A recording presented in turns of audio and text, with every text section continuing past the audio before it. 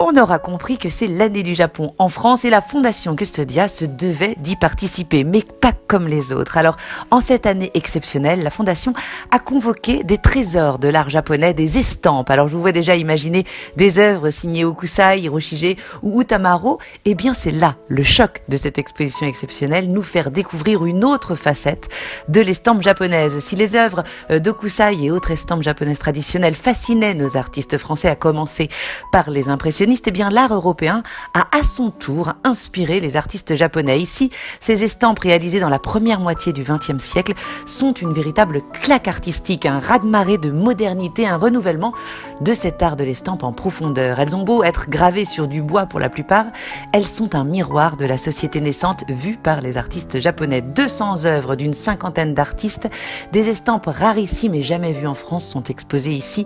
Elles nous propulsent à une époque où la modernité a démodé les représentations des temps héroïques des samouraïs, a révolutionné les moyens de production et de reproduction. Une nouvelle ère s'offre à l'art de l'estampe et à ses artistes.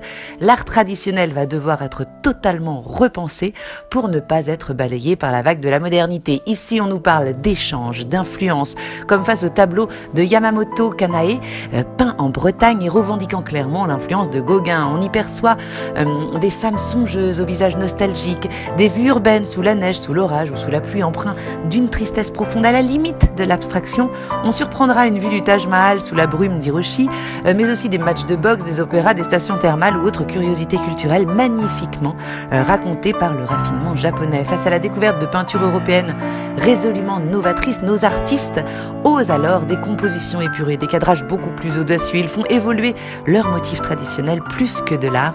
C'est véritablement de la mutation de la société que ces estampes nous parlent magnifiquement.